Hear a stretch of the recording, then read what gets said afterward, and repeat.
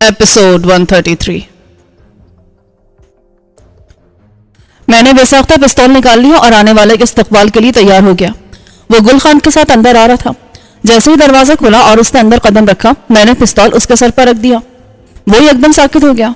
फिर उसने सर घुमाकर मुझे देखा और लैंप की हल्की सी रोशनी में भी फौरन पहचान गया।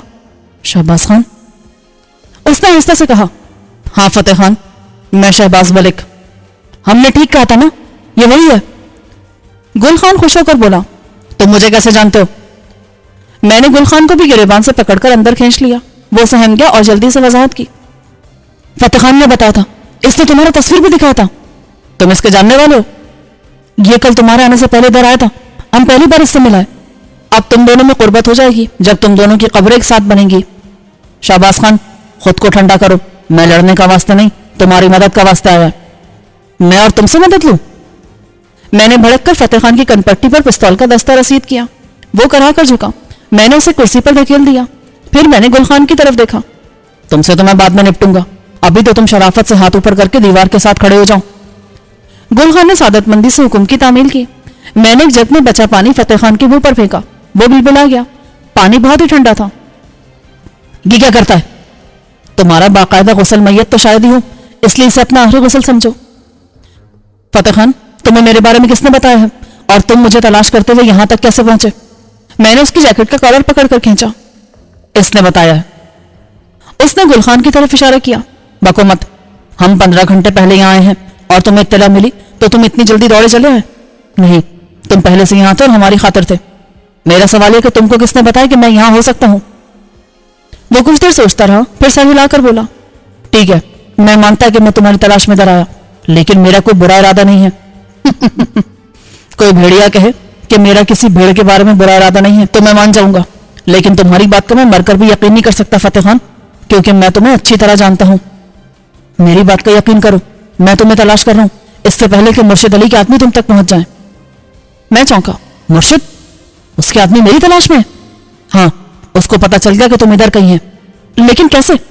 ये बात हम नहीं जानता, लेकिन ये बात हमें कल रात मालूम हुई और हम मुजफ्फराबाद के रास्ते इधर रवाना हो गया। फतेह खान बहुत शरीफाना अंदाज में बात कर रहा था और उसने अब तक किसी किस्म की मज़ाहमत भी नहीं की थी।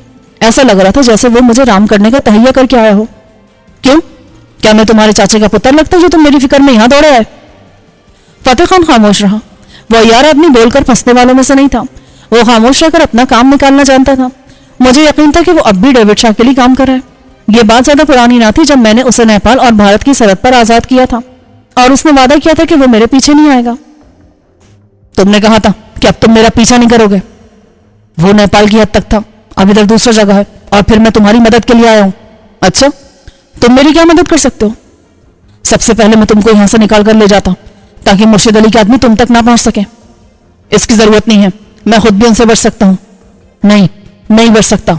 उनको पुलिस का मदद भी हासिल है, वो भी तुम्हें तलाश कर रहा है और जब तुम मिलेगा तो तुमको मुर्शिद के आदमी के हवाले कर देगा। अगर मैं पकड़ा जाता हूं और मुझे मुर्शिद के आदमी के हवाले कर दिया जाता है तब भी तुम्हारा क्या नुकसान है? मैं नहीं चाहता कि तुम मुर्शिद के हाथ लगे, वो तुम्हारे खून का पैसा हो रहा है। ठीक है, मैंने मान लिया कि तुम मुझे मुर्शिद से बचाने का अजीम मिशन लेकर यहाँ आए हो, लेकिन मेरा सवाल अब भी वही है, तुम ये तकलीफ क्यों उठा रहे हो जबकि मैं तुम्हारा दुश्मन हूं? वो एक बार फिर चुप हो गया। बाकायदा तफ्तीश का वक्त ना था और ना ही मौका, इसलिए मैंने मौजू बदल दिया। मुर्शिद को कैसे पता चला कि मैं इस इलाके में हूं? मेरे को सही से नहीं मालूम, लेकिन सुना कि उसे इंडिया से इत्तला मिला है। मैं चौंक गया। इसका मतलब था कि इंडिया वाले जान गए थे कि हेलीकॉप्टर मैंने अगवा किया था और उसमें सरहद पार कर गया था। मुझे उनकी फुर्ती पर हैरत थी। उन्होंने इतनी तेजी से सब बात जान ली थी, लेकिन मुर्शिद के इल्म में यह बात कहां से आई? वो इन दिनों हुकूमत में था और अगर इंडिया की तरफ से मेरे बारे में कोई बाज़ाब्ता शिकायत की गई थी तो वो उसके इल्म में आ सकती थी। मुर्शिद को यह बात सरकारी जराये से मालूम हो गई, लेकिन फतेह खान, तुम्हारे इल्म में यह बात कैसे आई? मेरे अपने जराये हैं, उसने गोलमोल अंदाज में कहा। मैं तुमको इधर से ले जा सकता है और मुर्शिद से छुपा कर भी रख सकता है। यह काम मैं खुद भी कर सकता हूं, इसके लिए मुझे तुम्हारा एहसान लेने की क्या जरूरत है? नहीं, तुम नहीं बच सकता। अभी यहां से इस्लामाबाद तक हर जगह पुलिस और मुर्शिद का आदमी तुमको तलाश करता है, तुम हर जगह से नहीं बच सकता। फतेह खान, क्या यह तलाश उससे भी बड़ी है जो इंडिया में जा रही थी? फतेह खान झेप गया। वो और बात था। बात एक ही है, मारने वाले से बचाने वाले की जात बड़ी है और मैंने उस जात पर भरोसा किया है। मुझे तुम्हारी या तुम जैसे किसी शैतान की मदद की जरूरत नहीं है। तुम मुर्शिद से नहीं बच सकेगा। तुम उसके हाथ आ गया ना तो इस बार वो तुम्हें नहीं बख्शेगा। اگر ایسا ہے بھی تو تمہیں اس کی فکر کرنے کی ضرورت نہیں ہے. باہر جو گاڑی رکی ہے کیا اس پر تم آئے ہو؟ ہاں وہ ہمارا پاجارو ہے. بس تو ہم تمہارے ساتھ چل رہے ہیں. مجھے پھر خیال آیا ہمارے بارے میں گل خان نے تمہیں اطلاع کی تھی؟ ہاں. کیسے؟ میرا مطلب اس نے رابطہ کیسے کیا تھا؟ میں زیادہ دور نہیں تھا, اس نے آدمی بھیج کر میرے کو اطلاع دی. اب یہ میری تلاش میں سرگردہ مرشد کے آدمی کو بھی اطلاع دے سکتا ہے؟ یہ نہیں دے گا, یہ میرے بارے میں جانتا ہے. پھر اسے اپنی زبان میں سمجھا دو کہ یہ ہمارے جانے کے بعد آرام سے بیٹھے اور بلا وجہ کسی سے رابطہ کرنے سے گریز کرے. فتح خان نے گل خان کو سمجھا دیا کہ اسے کیا کرنا ہے اور کیا نہیں کرنا. صبح کے 5 بج رہے تھے. میں نے گل خان سے کہا کہ وہ اپنے باورچی کو بیدار کرے اور اسے ناشتہ بنانے کا حکم دے, کیونکہ ہم روشنی ہوتے یہاں سے روانہ ہو جاتے. گل خان نے اپنے بدمزاج باورچی کو اٹھایا اور وہ بھنبھناتا ہوا چولہے اور برتنوں کے ساتھ لگ گیا. میں نے فتح خان کی تلاشی لے کر اس کے پاس سے 1 عدد موزر برآمد کر لیا. اس نے اس پر بھی کوئی مزاحمت نہ کی. مجھے حیرت ہوئی کہ وہ مسلح تھا اور اس کے باوجود اتنی شرافت سے پیش آ رہا تھا. شہباز خان, میں قسم کھاتا ہے ابھی میں تمہارا دشمن نہیں ہے. ایک بار میں تیرے کو محفوظ جگہ پر پہنچا دے, پھر اپنا حساب کتاب ہوگا. میرا خیال ہے تم نے میری قبر کے لیے جگہ منتخب کر لی ہے اور مجھے وہیں لے جانے کے لیے آئے ہو. میں نے موزر جیب میں رکھا اور بلند آواز سے بیتو کو پکارا, اٹھ جاؤ بیٹا, دیکھو کتنے بڑے بڑے لوگ ہمیں خود لینے کے لیے آئے ہیں. چند لمحے بعد بیتو آنکھیں ملتا نمودار ہوا اور فتح خان کو دیکھ کر ساکت رہ گیا. پھر اس نے بھرائی آواز میں کہا, شوبو بھائی, ہم جاگ رہے یا کوئی خواب دیکھ رہے؟ ہم کو فتح خان کا منحوس صورت نظر آ رہا ہے. یہ خواب نہیں, عزت ماں فتح خان خود یہاں موجود ہے. یہ کیسے یہاں تک آ گیا؟ وہ کہتا ہے نا کہ جب گیدڑ کی موت آتی ہے تو وہ شہر کا رخ کرتا ہے. آج کل گیدڑ جنگل کا رخ کرتے ہیں. فتح خان کی صورت بتا رہی تھی کہ وہ خون کے گھونٹ پی رہا ہے. دیکھو شہباز خان, تم بے شک میرے کو قتل کر دو, پر ایسا بے عزت نہ کرو. او ہاں, میں بھول گیا کہ تم ملک کی چند قابل احترام شخصیات میں سے ہو. خیر, اس موضوع کو چھوڑو. یہ بتاؤ کہ ہم تمہارے ساتھ سفر کریں تو تمہیں اعتراض تو نہیں ہوگا؟ میں تو خود تمہارے کو لینے آیا تھا. یہاں سے کچھ دور میرے ساتھی موجود ہیں, ان کے ساتھ ہم بحفاظت اسلام آباد پہنچ جائیں گے. میں چونکا, اسلام آباد؟ وہ کیوں؟ تمہارے لیے وہیں ایک جگہ منتخب کی ہے جہاں نہ تو مرشد علی کی رسائی ہے اور نہ ہی پولیس کی. لیکن تمہاری رسائی تو ہوگی, اور یہ بھی کم خطرناک بات نہیں ہے. میں نے کہا نا میں بھی تمہارا دوست ہوں. اور فتح خان, کیا تم مجھے بے وقوف یا مجبور سمجھ رہے ہو جو میں تمہاری بات پر اعتبار کر لوں گا؟ تم میرے لیے دشمن ہو اور میں تم سے ہمیشہ ہوشیار رہوں گا, اس لیے بھول جاؤ کہ میں تم پر اعتبار کروں گا یا تمہارے پلان کے مطابق چلوں گا. مرضی ہے تمہارا. اس نے بنا کر کہا اور خاموش ہو گیا. اس دوران میں گل خان کے نکچڑے باورچی نے بک بک پر گل خان کے ہاتھوں زبردست تھپڑ کھانے کے بعد خاموشی سے ناشتہ تیار کر دیا اور میز پر لگا دیا. ہم سب ایک ہی میز پر آ گئے اور ناشتہ کیا. گل خان ایک طرف بیٹھا تھا. اسے اندازہ نہیں تھا کہ ہم اس قدر خطرناک لوگ نکلیں گے. اس نے ہمیں پکڑوانے کے لیے فتح خان کو بلایا تھا اور ہم نے اسے پکڑ لیا تھا. اور زیادہ حیرت کی بات یہ تھی کہ وہ ہمارے سامنے منمنا رہا تھا. ناشتے کے بعد میں نے گل خان سے کہا, 70,000 روپے لاؤ. فتح خان چوکا, 70,000 کس لیے؟ یہ میرا اور اس کا معاملہ ہے. تم نے سنا نہیں گل خان؟ وہ بے یقینی میں تھا. تم پستول بیچ رہا ہے؟ ہاں, اب مجھے یہ بھی مل گیا ہے. 2 پستول کا میں کیا کروں گا؟ میں نے اسے فتح خان کا معاوضہ دکھایا. گل خان پریشان ہو گیا. اس نے دیکھ لیا تھا کہ ہمارے سامنے فتح خان بھی مجبور تھا اور اس کی تو کوئی اوقات ہی نہ تھی. اگر ہم 70,000 لے کر بھی اسے پستول نہ دیتے تو وہ کچھ نہیں کر سکتا تھا, مگر وہ انکار کرتے ہوئے بھی ڈر رہا تھا. اس صورت میں ممکن تھا کہ ہم اس کی تمام جمع پونجی نکلوانے پر تل جاتے. یقیناً اس کے پاس اس سے زیادہ رقم تھی. بادل ناخواستہ وہ کہیں اندر گیا اور چند منٹ بعد واپس آیا. اس کے ہاتھ میں 1000 کے نوٹوں کی ایک چھوٹی سی گڈی تھی. وہ اس نے میری طرف بڑھا دی. اب لاؤ, پستول دو. اتنی جلدی بھی کیا ہے گل خانہ؟ میں نے گڈی فتح خان کی طرف بڑھائی. ذرا سے گننا, رقم پوری ہے؟ فتح خان گننے لگا. میں نے معاوضر بیتو کو تھما دیا. فتح خان نے سر ہلایا. پورے 70,000 ہیں. ٹھیک ہے. میں نے پستول انلوڈ کیا اور اس کا میگزین نکال دیا. پھر میگزین سے گولیاں بھی نکال دی اور پستول گل خان کو تھما دیا. وہ خوش ہو گیا. شاید اسے بالکل بھی یہ توقع نہ تھی کہ میں اسے پستول دے دوں گا. میں نے فتح خان سے چلنے کو کہا. ہم باہر آئے جہاں فتح خان کی پجیرو کھڑی تھی. میں نے پہلے اس کی تلاشی لی اور حسب توقع مجھے ڈیش بورڈ کے خانے میں ایک پستول مل گیا اور عقبی سیٹ کے نیچے ایک چھوٹی سی شارٹ گن بھی ملی. فتح خان ایسا آدمی تھا جو باتھ روم جاتے ہوئے بھی پوری طرح مسلح ہونے کا قائل تھا. فتح خان یہ سب دیکھ رہا تھا اور غصے سے ہونٹ چبا رہا تھا. بیتو پچھلی سیٹ پر آ گیا جبکہ میں فتح خان کے ساتھ بیٹھ گیا. ڈرائیونگ اسے کرنی تھی. یہ تم اچھا نہیں کرو شہباز خان, خدا کے لیے یار, یہ شہباز خان کی تکرار بند کرو. اور جہاں تک میرے کچھ کرنے کا تعلق ہے تو میرا کیا میرے دشمنوں کو کبھی پسند نہیں آیا اور ظاہر ہے تم کو بھی پسند نہیں آئے گا. اس نے جیپ آگے بڑھا دی. صبح کے آثار نمودار ہو رہے تھے اور گلتری سے نکلتے ہی راستہ خراب ہونا شروع ہو گیا تھا. میرا اندازہ تھا کہ اس موسم کے باوجود یہ جیپ ہمیں 15 گھنٹے میں مظفر آباد کے راستے اسلام آباد پہنچا دے گی. فتح خان سمجھ گئے تھے کہ میں اس کی بات نہیں مانوں گا، اس لیے اب وہ چپ تھا۔ ویسے بھی اس نے خود پنگا لیا تھا، میں نے اسے نہیں بلایا تھا۔ کوئی 1 گھنٹے کی ڈرائیونگ کے بعد ایک سڑک آ گئی، اس کے بعد سفر ذرا تیز رفتار ہو گیا۔ فتح خان، تم بھارت اور نیپال میں ہمارا پیچھا کرتے رہتے، کس کے لیے؟ تم جانتے ہو؟ میں تمہاری زبان سے سننا چاہتا ہوں۔ ڈیوڈ شاہ کے لیے۔ اب بھی اس کے لیے کام کر رہا ہوں؟ میں اس کے لیے مستقل کام کرتا ہوں، لیکن تمہیں بچانے کی کوشش میں خود کر رہا ہوں۔ اچھا، یہ ہمدردی کا بیج تمہارے اندر کہاں سے آ گیا؟ میرے اندر تمہارے لیے ہمدردی نہیں ہے، بس میں چاہتا ہوں کہ تم مرشد علی سے محفوظ رہو۔ پر کیوں؟ یہ میں نہیں جانتا۔ اس نے گیر بدلا۔ میں ماننے کے لیے تیار نہ تھا۔ فتح خان ان لوگوں میں سے تھا جو بنا مطلب کہ اپنی مرتی ماں کے منہ میں پانی بھی نہیں ٹپکاتے۔ وہ میرے ساتھ بلا وجہ ہمدردی نہیں کرا تھا، اس کے پیچھے کوئی اور چکر تھا۔ مجھے راجہ عمر دراز کا خیال آیا۔ وہ رانا ویاس کے محل سے نکلنے کے بعد غائب ہو گیا تھا اور پھر اس کا کچھ پتہ نہیں چلا تھا۔ تمہیں راجہ صاحب کے بارے میں کچھ پتا ہے؟ نہیں، آخری بار بس اتنا پتا چلا تھا کہ وہ رانا ویاس کے محل سے نکلا ہے اور اس کے بعد اس کا کچھ پتہ نہیں چلا۔ میں نہیں مان سکتا، راجہ خود غائب نہیں ہوا بلکہ اس کی گاڑی خالی ملی تھی اور وہ اپنے ڈرائیور اور محافظ سمیت غائب تھا۔ اس کا دشمن اور کون ہو سکتا ہے سوائے ڈیوڈ شاہ کے؟ ممکن ہے راجہ کو ڈیوڈ نہیں غائب کیا ہو، لیکن اس بارے میں میرے کو کچھ نہیں معلوم۔ تم بھی انڈیا میں تھے؟ ہاں، لیکن میرے کو اس نے صرف تمہاری تلاش میں بلایا تھا، اور جب میں نے جا کر اس کو بتایا کہ تم نیپال جا چکے ہو تو اس نے فوراً مجھے واپس بھیج دیا تھا۔ مرشد سے تمہارا تعلق کیسا ہے؟ ظاہر ہے وہ میرا دشمن نہیں ہے، لیکن اب میں اس کے لیے کام نہیں کرتا ہے۔ یعنی اس سے تمہارا تعلق ضرور ہے اور اس کے مقابلے میں تمہارا دشمن ہوں اور تم میرا ساتھ دے رہے ہو۔ کیا یہ عجیب بات نہیں ہے؟ یہ بات میں تم کو ابھی نہیں سمجھا سکتا فتح خان، یہ بات تم کبھی نہیں سمجھا سکتے کیونکہ اس میں تمہارا اپنا کوئی مفاد ہے۔ ہمارا کیا مفاد ہو سکتا ہے یہ تو میں نہیں جانتا، لیکن مفاد ہے ضرور۔ تم نے برڈ شاہ کا کیا کیا؟ وہ ابھی تک تمہاری قید میں ہے؟ ہاں۔ اس نے ہیرو کا پتہ بتایا؟ ہیرو کے ذکر پر فتح خان بل کھا کر رہ گیا۔ وہ ہیرو اس کی کمزوری بن گئے تھے اور وہ صرف ان کی خاطر برسوں سے ایک گورے کو اپنی قید میں رکھا ہوا تھا۔ میں نے ذرا شریر لازم میں پوچھا، کیا ڈیوڈ شاہ کو معلوم ہے کہ اس کا بھائی تمہاری قید میں ہے؟ اسے معلوم ہے، لیکن اسے یہ نہیں معلوم کہ میں نے برڈ شاہ کو کہاں رکھا ہے۔ اس نے تم سے کبھی ہیرو کے بارے میں نہیں پوچھا؟ نہیں، اس کو ہیرو سے کوئی دلچسپی نہیں ہے۔ بکواس، وہ کوئی سادھو سنت ہے جسے دولت سے کوئی دلچسپی نہیں ہے؟ یہ سچ ہے، اس نے کبھی ہیرو کے بارے میں نہیں پوچھا۔ مجھے اس کے انداز سے الجھن ہونے لگی تھی۔ وہ بہت مربیانہ انداز سے میری ہر بات برداشت کر رہا تھا اور مجھ سے الجھنے سے گریز کر رہا تھا۔ اس کے پس پشت کیا بات تھی؟ میں نے کہا، جب تمہیں مرشد کے بارے میں اس حد تک معلوم ہے کہ وہ مجھے تلاش کر رہا ہے تو پھر یہ بھی معلوم ہوگا کہ وہ ان دنوں میرے خلاف کیا کر رہا ہے۔ میں اس کے ذہن میں نہیں ہوتا۔ ویسے وہ تمہارا دشمن ہے اور دشمن سے آدمی کو ہر بات کی توقع رکھنی چاہیے۔ دشمن تو تم بھی ہو، ہاں، لیکن ہمارا تمہارا دشمنی ویسا نہیں ہے جیسا تمہارا اور مرشد کا ہے۔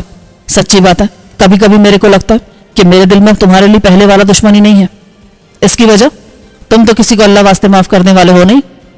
میں نے کہا نا، میں خود نہیں جانتا۔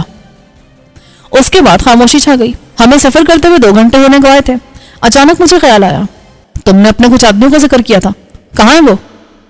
وہ آگے ایک ہوٹل میں رکے ہیں۔ ان کو کیسے پتا چلے گا کہ تم اس طرف آ رہے ہو؟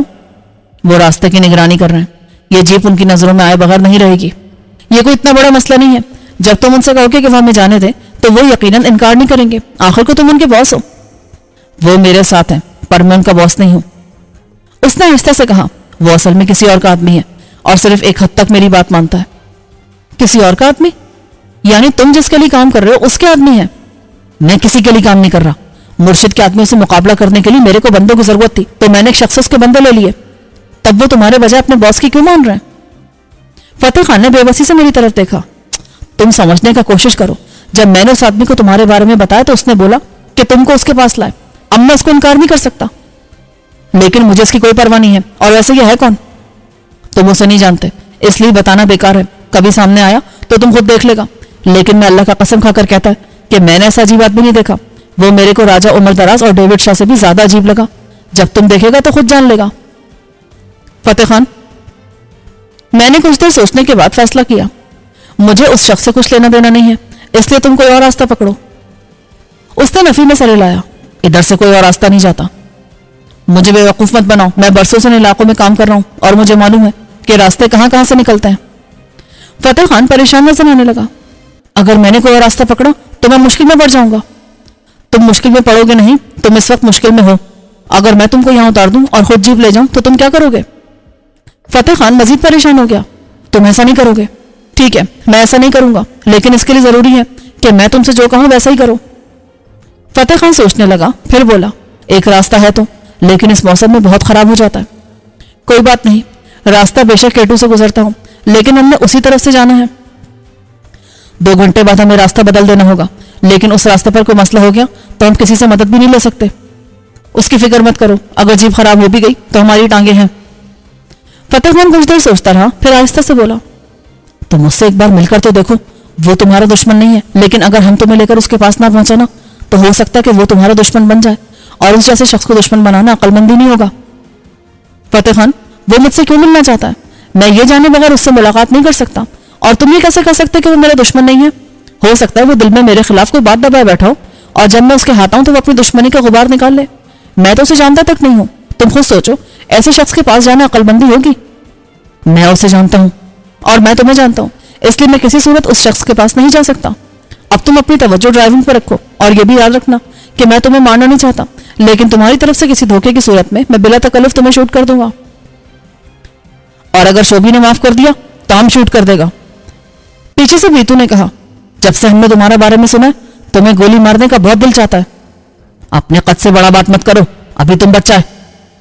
فتح خان منا کر بولا، یہ بچہ میرے ساتھ اس دوران میں کسی تجربے کار سپاہی کی طرح لڑتا رہا فتح خان، اور یہ بھی مت بھولو، آدمی کتنا بھی بڑا ہو جائے مرتا ایک ہی گولی سے ہے، جسے ایک بچہ بھی بآسانی چلا سکتا ہے۔ شہباز خان، تمہیں ساتھی بہت اچھا ملتا ہے جو تم پر جان بھی دے دیتا ہے۔ اس میں میرا کوئی کمال نہیں، سوائے اس کے کہ میں بھی ان کے لیے جان دے سکتا ہوں۔ فتح خان، اگر کوئی تمہارے لیے جان دینے کو تیار ہو جائے تو سمجھ لو کہ تم بھی اس کے لیے جان دے سکتے ہو۔ اس دنیا میں ایسا کوئی فرد ہے جو تمہارے لیے جان دے سکے؟ فتح خان کا چہرہ پھیکا پڑ گیا اور جواب اس کی صورت پر تحریر تھا۔ اس دنیا میں کوئی ایسا فرد نہ تھا جو اس کے لیے جان دیتا۔ ایسی شخصیت صرف شینا کی تھی جسے فتح خان نے خود مار دیا تھا، کیونکہ وہ فطرتاً ہرجائی عورت تھی جو دوسرے مردوں سے تعلقات قائم کرنے کی شوقین تھی، لیکن محبت اس نے صرف فتح خان سے کی تھی۔ شاید اسے بھی شینا یاد آ گئی تھی۔ شینا کے بعد اسے ایسی کوئی شخصیت نہیں ملی تھی۔ فتح خان کی بات سن کر مجھے اس شخص کے بارے میں تجسس ہو گیا جس نے میری خاطر اتنا کیا کہ فتح خان کو اپنے آدمی دے دیے اور وہ مجھے اپنے پاس بلوانا چاہتا تھا۔ ایک خیال تو یہ تھا کہ وہ شخص مرشد علی ہی کا کوئی چمچا ہوگا اور میرے لیے خاص طور سے اسے سامنے کیا جا رہا تھا۔ یقیناً اس میں ان لوگوں کی کوئی چال تھی اور ان کی کوشش تھی کہ میں اس جال میں پھنس جاؤں، لیکن میں اب ایسا کوئی کام نہیں کرنا چاہتا تھا جس سے میری مشکلات میں اضافہ ہو اور میرے دشمنوں کو میرے خلاف مزید مقدمات بنانے کا موقع ملے۔ وہ یقیناً چاہتے تھے کہ میں اس دلدل میں اتنا دھنس جاؤں کہ ان کے سامنے ہتھیار ڈال کر رحم کی بھیک مانگوں یا یہ ملک ہی چھوڑ کر چلا جاؤں۔ ان کی فرعونیت کو یہ گوارا نہیں تھا کہ ایک عام سا شخص ان کے سامنے کھڑا ہو اور ان کی آنکھوں میں آنکھیں ڈال کر ان کو چیلنج کرے۔ ان کو قدم قدم پر شکست دے۔ مرشد علی کی انا پر سب سے بڑا زخم اس کا مفلوج پڑا بھائی تھا جو جوانی کے زوم میں کسی سانڈ کی طرح دندناتا پھر رہا تھا، اور صرف ایک گولی نے اسے بستر پر پڑا ایک حقیر سا کیچوا بنا دیا تھا۔ مرشد علی نے اس کے لیے دنیا بھر سے ڈاکٹرز بلوا لیے تھے، لیکن وہ اسے اپنے پیروں پر کھڑا نہیں کروا سکا تھا۔ میری تمام مشکلات کا آغاز اسی شخص کی وجہ سے ہوا تھا۔ اس نے مونا کے بارے میں نہایت غلیظ دعویٰ کیا تھا اور ہماری غیرت کو للکارا تھا۔ مرشد کا بھائی زندہ ہے یا مر گیا؟ فتح خان نے میری طرف دیکھے بغیر کہا، وہ بے غیرت ہے، اتنی آسانی سے نہیں مرے گا، ابھی تو دونوں بھائیوں میں جھگڑا چل رہا ہے۔ کس بات پر؟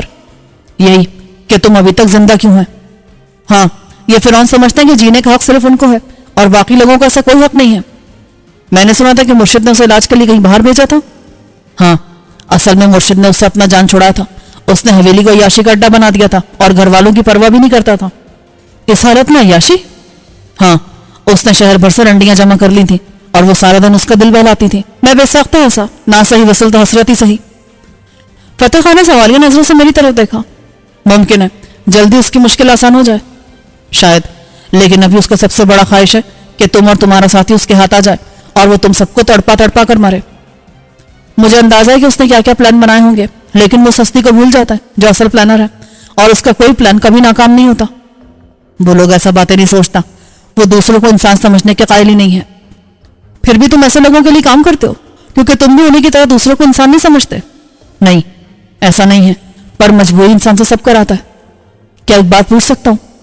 ہاں پوچھو، کیونکہ تم نے بھی ابھی مجھے بہت کچھ بتایا ہے۔ کیا تم اس جنگ کو اب بھی جاری رکھنا چاہو گے؟ میں جنگ جاری رکھنا چاہتا ہوں؟ یہ میں تم سے سن رہا ہوں کہ میں جنگ جاری رکھنا چاہتا ہوں۔ اول تو میں جنگ لڑ نہیں رہا، صرف اپنا دفاع کر رہا ہوں کیونکہ میں بھی مرنا نہیں چاہتا، اور دوسرا فیصلہ مرشد اینڈ کمپنی کا ہے۔ وہ میری جان چھوڑ دیں تو یہ جنگ بند ہو جائے گی۔ ابھی یہ ممکن نہیں ہے، وہ لوگ تمہیں اپنے سامنے جھکائے بغیر نہیں مانیں گے، اور میں کسی کے سامنے نہیں جھک سکتا۔ تب تمہارے لیے بہتر یہی ہے کہ یہ ملک چھوڑ کر چلے جاؤ اور پلٹ کر پھر مت آنا۔ فتح خان نے سپاٹ لہجے میں مشورہ دیا، یہ کیسے ممکن ہے؟ یہ میرا ملک ہے، یہاں میرے پیارے ہیں، ان کو چھوڑ کر میں کیسے جا سکتا ہوں؟ تب یہ جنگ جاری رہے گی، اس کا فیصلہ آنے والا وقت ہی کرے گا۔ یہ بتا ہوٹل کتنی دور ہے جہاں تمہارے ساتھی موجود ہیں؟ ابھی 1 گھنٹے کا سفر ہے۔ سورج نکل آیا تھا اور برف سے ڈھکے پہاڑوں پر اس کی روشنی پھیل رہی تھی۔ سڑک مجموعی طور پر اچھی تھی اور کہیں کہیں اس پر برف زیادہ تھی، ورنہ تقریباً ساری سڑک صاف تھی۔ ہم جیسے جیسے آگے جا رہے تھے مجھے لگ رہا تھا میں اپنے پیاروں کے پاس ہوتا جا رہا ہوں۔ حالانکہ اسلام آباد میں صرف ندیم تھا اور گھر والے گاؤں میں تھے۔ بھائیوں کی پوسٹنگ نہ جانے کہاں کہاں تھی، اور جو لوگ ان دنوں میرے وجود کا حصہ رہے تھے وہ دبئی میں تھے۔ اس کے باوجود یہ احساس بہت قوی تھا کہ میں اپنے پیاروں کے پاس جا رہا تھا۔ یہ شاید نومبر کا آخری ہفتہ یا شاید دسمبر کا شروع تھا، اس لیے بھی برف باری اتنی زیادہ نہیں ہوئی تھی۔ کچھ دیر بعد فتح خان نے کہا، ہوٹل والا جگہ آنے والا ہے، تم نے ابھی تک دوسرا راستہ اختیار کیوں نہیں کیا؟ میں نے مشکوک لہجے میں پوچھا، وہ اس قصبے سے پہلے آتا ہے۔ وادی نیلم سے گزرنے والا راستہ ان دنوں کھلا ہوتا ہے؟ ہاں، لیکن وہاں گڑبڑ ہے، بھارتی فوج فائرنگ کر رہی ہے، اس لیے سڑک ٹریفک کا واسطے بند ہے۔ میں مایوس ہو گیا کیونکہ متبادل راستوں میں سے وہی بہتر تھا۔ سڑک اب ایک بلند پہاڑ کی طرف جا رہی تھی اور یہاں کچھ گھر نظر آنے لگے تھے، شاید اسی قصبے میں فتح خان کے آدمی مقیم تھے۔ اچانک مجھے خیال آیا، فتح خان یہ تمہارے ساتھ کیوں نہیں ہے اور تمہیں اکیلے کیسے جانے دیا؟ انہوں نے جانے نہیں دیا تھا، بلکہ میں ان کو یہاں رکنے کا کہہ کر خاموشی سے نکل گیا تھا۔ میں تم تک پہلے پہنچنا چاہتا تھا۔ وہ کیوں؟ مجھے معلوم تھا کہ تم ان کے ساتھ جانے سے انکار کر دو گے اور وہ تمہیں زبردستی لے جانے کی کوشش کریں گے، اور اس کے نتیجے میں کچھ بھی ہو سکتا تھا۔ میں نہیں چاہتا تھا کہ تمہیں کوئی نقصان ہو۔ تم نہیں چاہتے تھے یا تمہارا گرو ڈیوڈ شاہ نہیں چاہتا؟ چلو تم چاہو تو ایسا ہی سمجھ لو۔ قصبہ نظر آنے لگا تھا اور ایک بلند جگہ پر ایک ہوٹل نما عمارت صاف دکھائی دے رہی تھی۔ فتح خان یہ کیا، تم تو ہمیں قصبے میں لے کے جا رہے ہو؟ میں نے پستول نکال لیا۔ نہیں، راستہ آ گیا ہے، اس نے کہا اور جیپ کو ایک چھوٹے اور تنگ کچے راستے پر اتار دیا جو نشیب کی طرف جا رہا تھا۔ سڑک کے مقابلے میں یہ راستہ بہت ہی خراب تھا اور ابتدائی دھچکوں سے پتہ چل گیا تھا کہ آگے سفر کیسا گزرے گا۔ سب نے سیٹ بیلٹس باندھی تھیں۔ فتح خان مشرف ڈرائیور تھا، لیکن اس کے لیے بھی اس راستے پر جیپ سنبھالنا مسئلہ ہو رہا تھا۔ اس نے سڑک سے اتارنے سے پہلے 4 وہیل گیئر لگا لیا اور اس پر بھی جیپ بار بار قابو سے باہر ہو رہی تھی۔ یہ راستہ تھوڑا بہت مشکل ہے، پھر ٹھیک ہو جائے گا، فتح خان نے کہا، لیکن ٹھیک راستہ آتے آتے ہمارے تمام جوڑ ہل چکے تھے۔ ایسا لگ رہا تھا کہ سب اپنی اپنی جگہ چھوڑ چکے ہیں، گھٹنے ٹکرا ٹکرا کر دکھ گئے تھے۔ بیتو بننا کر بولا کہ تم کہاں لے کے جا رہے ہو ہمیں؟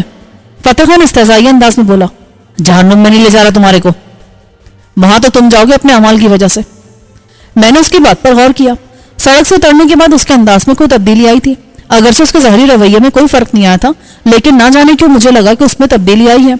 جیپ مشکل راستے سے گزر کر ایک کسی قدر بہتر لیکن کچے راستے پر آئی تھی۔ راستہ بھی ایک بار پھر بلندی کی طرف جا رہا تھا اور اس کا جو رخ تھا وہ اسی سڑک کی طرف تھا جس سے ہم اتر کر آئے تھے۔ ہم اسی سڑک کی طرف جا رہے ہیں جہاں سے ابھی اتر کر آئے ہیں؟ فتح خان نے جواب دینے میں ہچکچاہٹ کا مظاہرہ کیا، جیسے سوچ رہا ہو کہ انکار کرے یا اقرار، اور اس کی اسی ہچکچاہٹ نے مجھے چوکنا کر دیا۔ میں نے پستول نکال کر اس کے سر سے لگا دیا۔